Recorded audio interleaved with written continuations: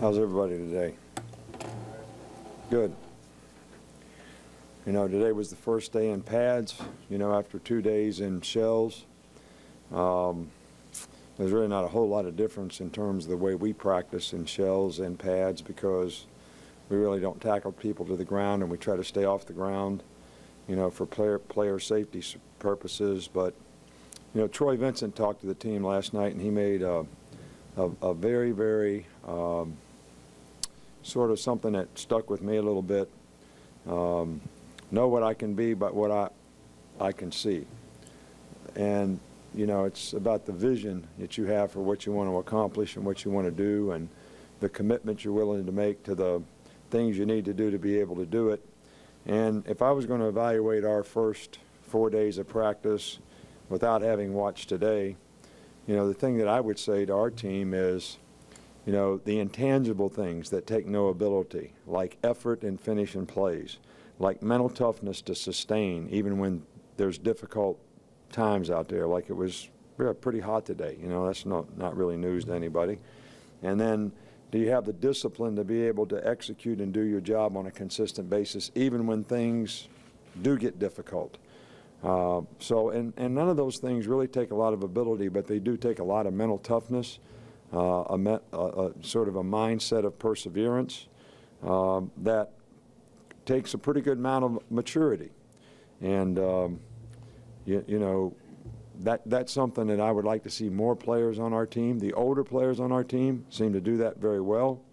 Some of the younger players need to continue to learn how to do that.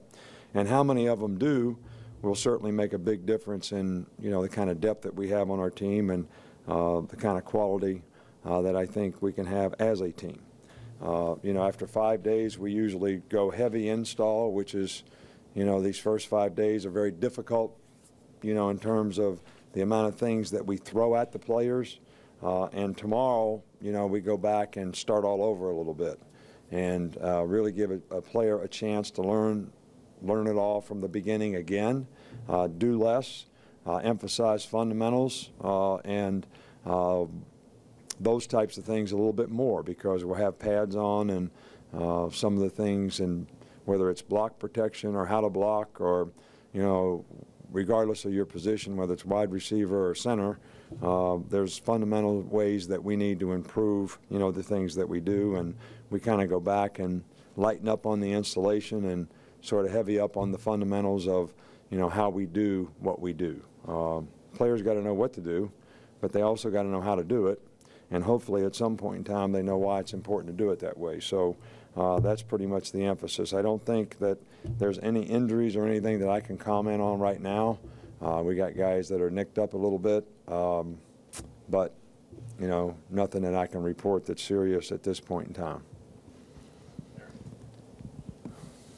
Justin Fowler is one of about 15 players that you have that have already graduated. I'm just wondering what type of transformation have you seen from him as a player, but more so as a person and as a student, from the young man that you met in Pritchard until now?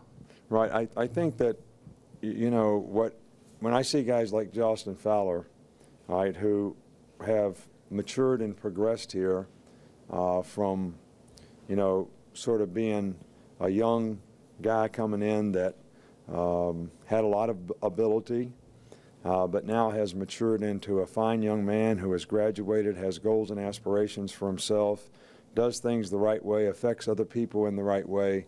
You know, that's what makes me believe the process works. You know, when you have guys that haven't been in the program that make some mistakes, do the wrong things, you get frustrated, all right? But when you see the guys that have been here and gone through it and you see how they've matured through the years and what they've become, it really makes me feel like, hey, the process works. I mean, what we try to do here for our players in their personal development, the academic support, how we develop them as players. I mean, when you look at a guy like Justin Fowler, that's what makes me say it works. You know, I mean, he's really done well, and you got to keep fighting the fight with the young ones so that they sort of develop the same way. And he's a great example of what we'd love for a lot of our players to develop into. Got two for you today. First, I wanted to ask you about Nick Perry and his development since the injury last year and his potential impact on your secondary? Well, Nick's a guy that certainly has a lot of experience.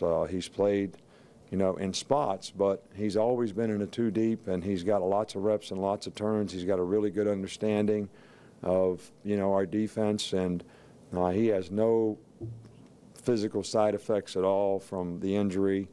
He's recovered very well from that, and he's playing very well so far in this fall camp. And I think anytime you got guys that have the kind of knowledge and experience that he has, it's certainly something that can be beneficial to you, because I think he can play a lot of positions, he can play a lot of spots, and he's always going to show up in the right place. So he's a very, very dependable guy for us. Okay.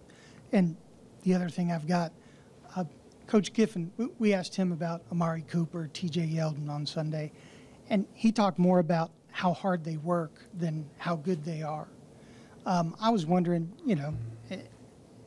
from your point of view, what's the correlation when your most productive players also are some of your hardest workers? Well, I think that I've been very fortunate through the years that, when the best players are the hardest workers and sort of play with the best intangibles, competitive character, whatever you want to call it,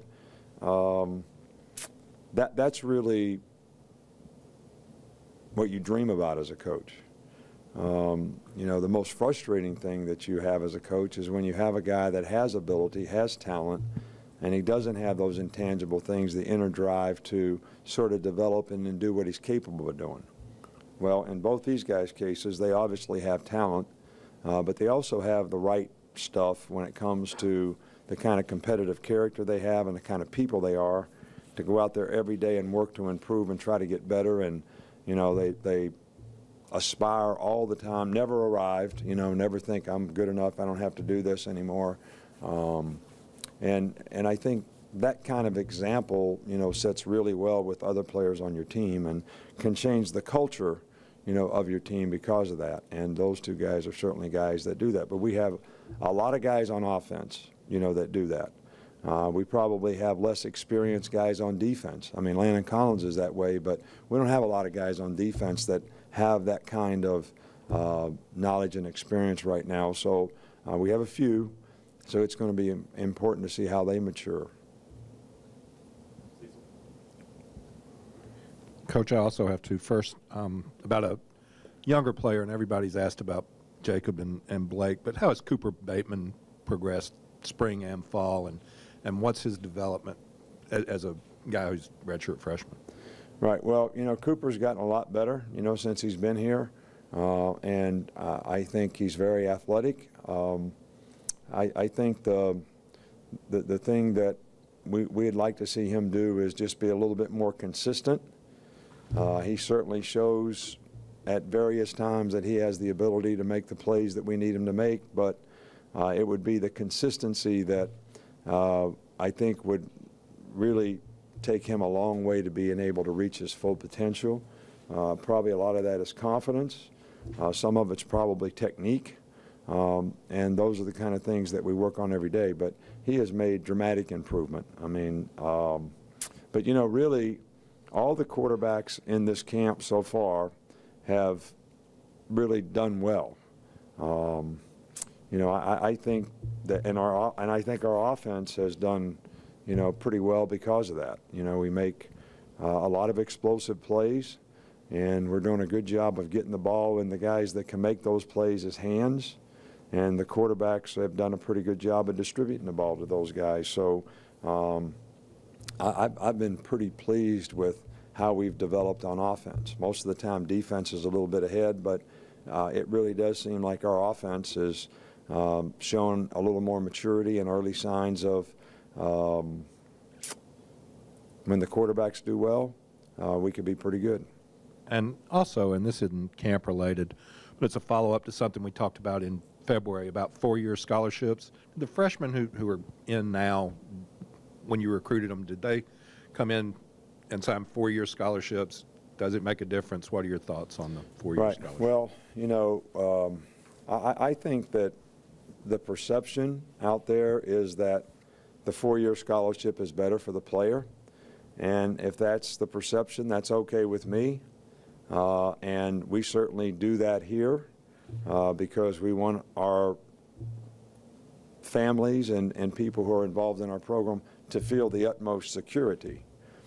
But when you were on a one-year scholarship, you just couldn't take a guy's scholarship away just to take it away. It had to be something that was, you know, sort of university policy, an athletic department policy, or something that the guy violated to be able to take it away. So in effect, the guy had a one-year scholarship that was automatically renewed for 4 or 5 years. And now, even though a guy has a 4-year scholarship, he still could have his scholarship taken away for the same violation of the same kind of rules. So perception-wise, I think a lot of people think it's better for the players, and therefore that's what we would love to do, and we want them to feel comfortable. But in reality, there's not a whole lot of difference.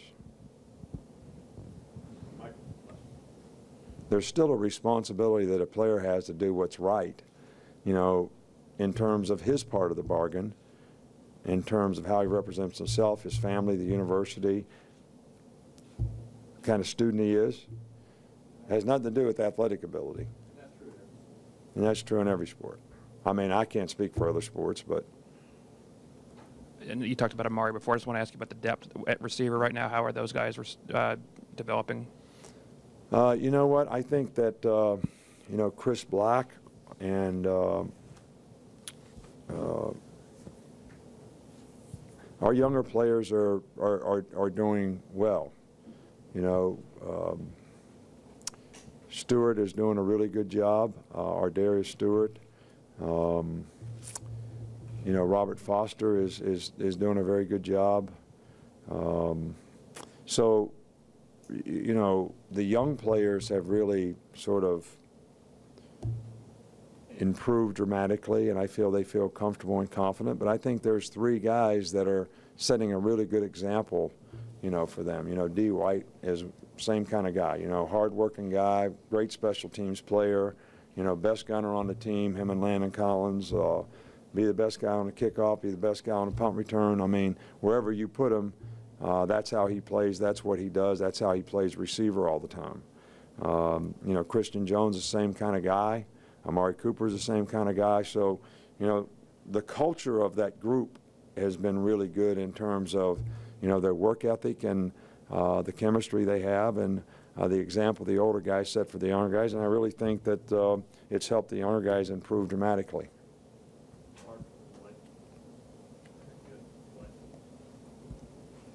You didn't want to go first, Mark? Coach, just 2 questions. First, the autonomy, obviously, the voting for that is going to be this week. How do you see that going through the Power 5 conferences, the vote? How do you see that going through? And then second, the play of O.J. Howard, how has he looked in camp? Yeah. Well, first of all, I don't really know about the Power 5 thing. I mean, you probably know more about it than I do. And, you know, once we start practice, I don't really read the paper, and I don't really know what's flying around out there. It's late when I get home. I don't know how it is at your house, but I don't get to pick what we watch on TV. You know, whatever Miss Terry wants to watch, that's what we, you know, if it's a Love Boat, I got to watch a Love Boat, so it don't matter. All right, so I don't get to watch Sports Center. I don't really know a lot about that. But O.J. Howard is doing really, really well. And, you know, he's gotten a little bigger, a little stronger. You know, he's improved some as a blocker, still has a way to go, but is really a mismatched player as a receiver. And having a guy like that, really, there's a lot of multiples in terms of how you can use him and create problems for the defense to have to adjust to him. So, and he's worked hard and responded well. 2 more real quick, DC. I understand Eddie's on a pitch count, but have you been surprised just physically what he's been able to do in such a short time? I think it's less than 4 months since he's had surgery. Well, I think he's right at about 4 months, and you know, it's been my experience that, you know, guys start running at about 3 months, and you know, at 4 months they can functionally do pretty much everything. You know, maybe they're not 100%. And then, you know, it takes a little bit more time for them to be ready to play football. And, you know, Eddie's kind of doing what he can do right now. And I'm pleased with the progress that he's made and where he is. And we just want him to continue to work. And it may take a while, you know, for him to get back to where he needs to be. But I think he's doing the things that he needs to do.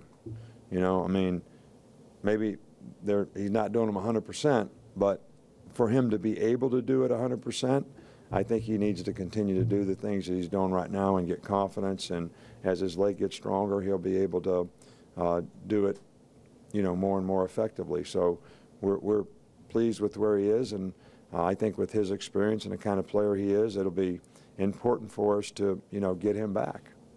Last one on the left. I was going to ask you about Dalvin Tomlinson's recovery from the knee injury, and how has he progressed there, and what's he showing you so far in this fall camp? Dalvin has done really well. You know, Dalvin's a really good athlete. You're talking about another guy that's a really hard worker and a classy guy in terms of how he goes about his work, and he's a good player. He would have been our third defensive end last year and played a lot, and he's